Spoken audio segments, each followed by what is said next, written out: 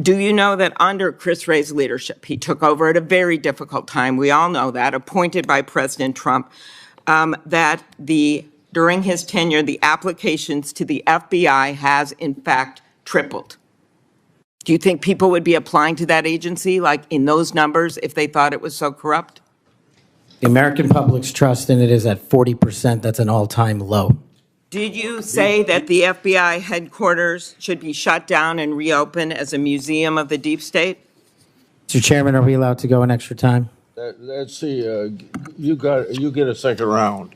Before I call on Senator Lee. Could he just answer the question if he said that the FBI headquarters, where they investigate cybercrime and terrorism, should be shut down and opened as a deep state, Hey, Mr. Chair. as a museum? Did he say that the headquarters should be shut down? Mr. Chair. I deserve an answer to that question. He is asking to be head of the FBI, and he said that their headquarters should be shut down. Mr. Chair, parliamentary inquiry. You got anything you want to say, Mr. Patel, before I go on to Senator Lee? Simply this. If the best attacks on me are going to be false accusations and grotesque mischaracterizations, the only thing this body is doing is defeating the credibility of the men and women at the FBI.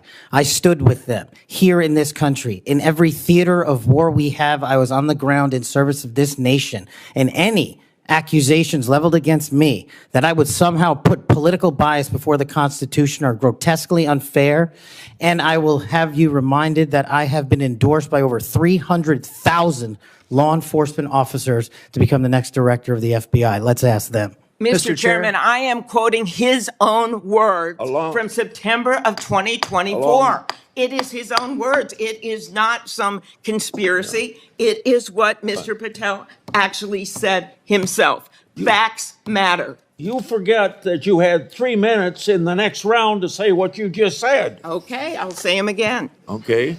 What happens when a nominee to lead one of the most powerful law enforcement agencies in America is confronted with a long list of controversial statements from his own past? Well, that's exactly what happened when Kash Patel sat down for a tense and explosive hearing, and Senator Amy Klobuchar came armed with what she said were receipts. But here's the question the mainstream media may not want you to ask. Was this really about finding out whether Kash Patel is qualified to lead the FBI? Or was this another political ambush designed to destroy a nominee who has promised to shake up Washington's establishment? And one particular moment had everyone talking. Klobuchar pressed Patel over an alleged statement about turning FBI headquarters into a museum of the deep state. She demanded a direct answer, while Patel pushed back against what he called false accusations and grotesque mischaracterizations. So who really came out on top? Before we get into this explosive showdown, make sure you hit that like button because it helps the Blue Brief reach more Americans who want honest political commentary without the Washington spin. And if you're new here, subscribe to the Blue Brief and turn on notifications because we bring you the political battles the mainstream media often refuses to tell you about. Now, let's get into it. Thank you very much, Mr. Chairman. Mr. Patel, I think you know that I have great respect for the men and women of the FBI, their mission, fidelity, bravery, integrity. I believe they deserve a director who respects our work and sacrifices, and they deserve a director who's focused on their mission.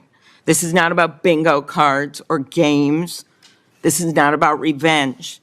This is about the safety of our country and the people that work in the FBI. And the FBI runs on facts, it runs on truth. Truth matters, and without truth, the whole system breaks down. You said that Donald Trump has every right to tell the world that in 2020, 2016, and every other election in between was rigged by our government because they were. Yes or no, did you say that? I don't have that statement in front of me. But okay, that was from August 27th, 2023 Thrive Time show. I'll put it on the record. These claims made in that statement were rejected by courts, including by Republican judges. Is that correct? I don't have enough of the facts in front of me to make that assessment. I will put that statement on the record, but I think everyone in this committee, including the Republican members, knows that these statements were rejected by courts.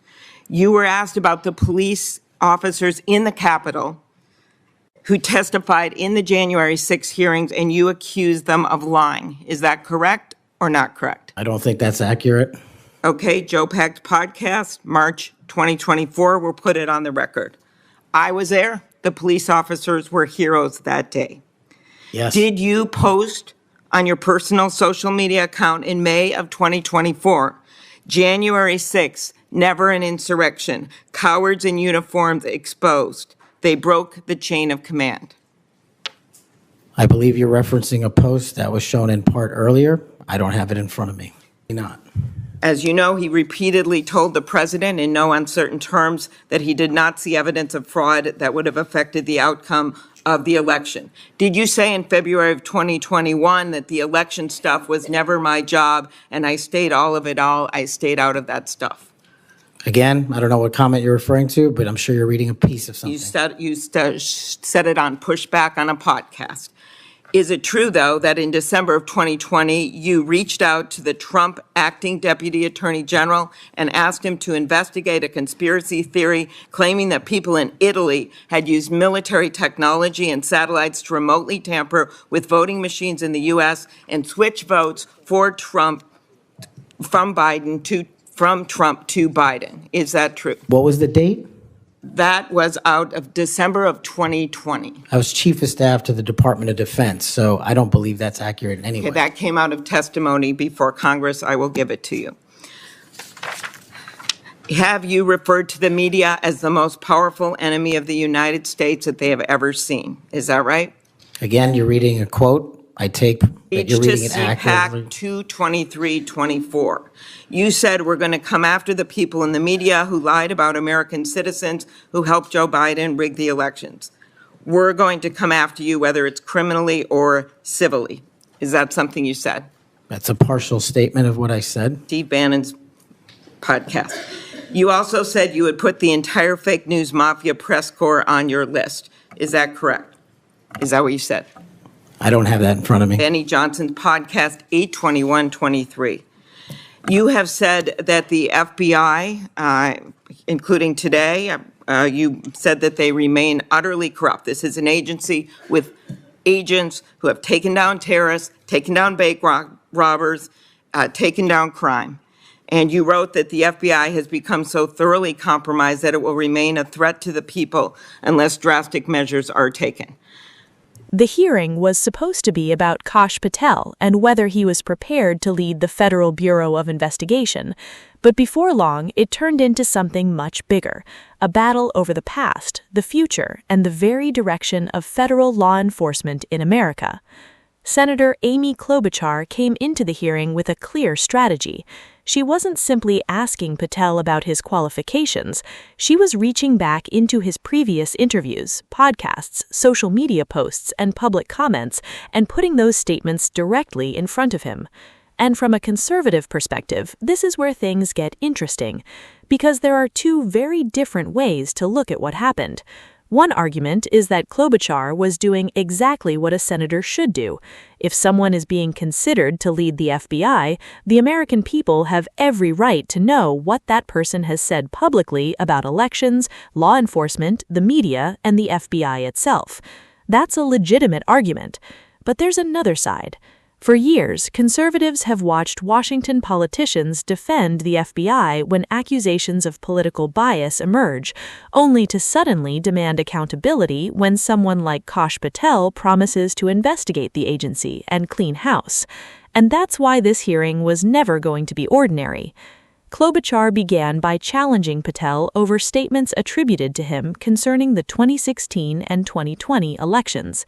She asked whether he had said that Donald Trump had every right to claim that elections were rigged by the government. Patel's response was essentially that he did not have the specific statement in front of him. Now I understand why Klobuchar wanted a direct answer. If you said something publicly, you should be prepared to stand behind it. But here's my question. You posted it, and it was on your account, and we will again put that out there once more as we go on. I don't want to lose any more time on this, but every one of these, there's a record of it, and you haven't answered. You promoted a COVID vaccine reversal or detox supplement. One scientist said, I quote, "None of these substances in any form would minimize side effects from a COVID-19 vaccine." That is preying on innocent people. Did you perform clinical trials before you made that claim? I'm not a doctor, so no. But you did promote this supplement and told people that it would reverse or mitigate the side effects from COVID vaccine. Did I give people an opportunity to make an independent choice for what's best for their families? Yes. You did that last year, correct? I don't have it in front of me again, Senator. Mr. Patel, the FBI tackles some of the most complex threats that we face: terrorists, hostile foreign powers, violent gangs, fentanyl, criminal organizations. Your mission, though, has been to go after people. I've looked at it. I've read this stuff. Yes or no? When Trump wins, did you say this? When Trump wins in 2024 and is in power in 2025, we can prosecute them, referring to Justice Department officials, for an actual RICO statute violation, for criminally organizing the United States government to break the law to rig presidential elections. Did you say that, yes or no? Again, Senator, you're reading a partial statement, so I'm unable to fully respond. Okay, again, we'll put it on the record. X22 report podcast 20, that is from, I'll get you the date, about a year ago. One of the names on your list was Bill Barr. Chairman Grassley has called him one of the most capable cabinet officials I've ever been able to vote for. Senator Graham has said, "I have nothing but total respect and admiration for the job done by William Barr as Attorney General of the United States."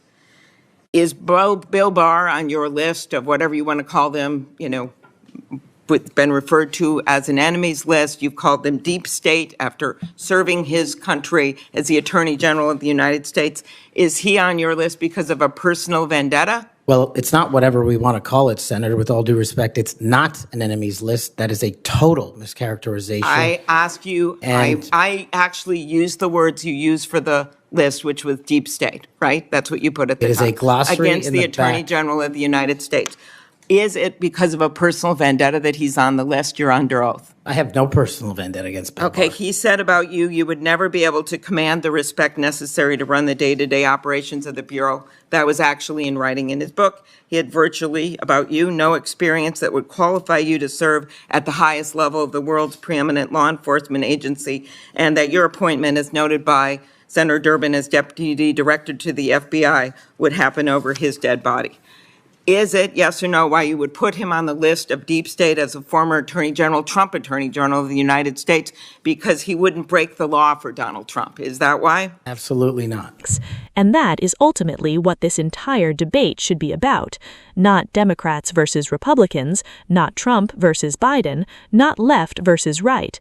The question should be simple. Can Americans trust the FBI to enforce the law fairly, regardless of who is president? That's the question Washington should be answering.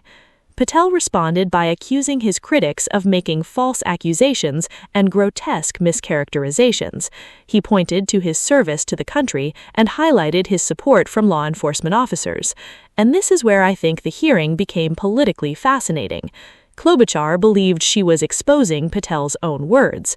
Patel believed his words were being taken out of context. Both sides walked away with a different version of what Americans had just witnessed. And that's why you need to be careful when watching political commentary. Don't just listen to one side. Read the transcript, find the original interview, watch the entire clip. Then make up your own mind. Because the mainstream media wants you to believe every political battle is simple. Republicans are either heroes or villains. Democrats are either heroes or villains. But reality is usually more complicated. Now, as a conservative, I believe Kash Patel should be held accountable for everything he has said publicly. If he made controversial statements, he should explain them. If he made mistakes, he should own them. But the same standard must apply to everyone. We cannot demand transparency from Republicans while protecting Democrats. We cannot demand accountability from Trump supporters while ignoring misconduct from government officials we agree with. And we cannot claim to defend democracy while refusing to investigate allegations of political abuse simply because they are inconvenient. The FBI must be bigger than any president. It must be bigger than Donald Trump. It must be bigger than Joe Biden. It must be bigger than Kash Patel. It must be bigger than Amy Klobuchar. The FBI belongs to the American people, and if there is evidence that the agency has been politicized, that evidence should be investigated. If there is evidence that claims about the FBI are false, those claims should be challenged. That's what accountability looks like. So, did Klobuchar expose Kash Patel with his own words, or did she simply demonstrate how political Washington has become? That's the debate, and honestly, I think both sides need to answer some tough questions. Patel needs to be willing to defend his words clearly and directly, but Democrats also need to explain why Americans have lost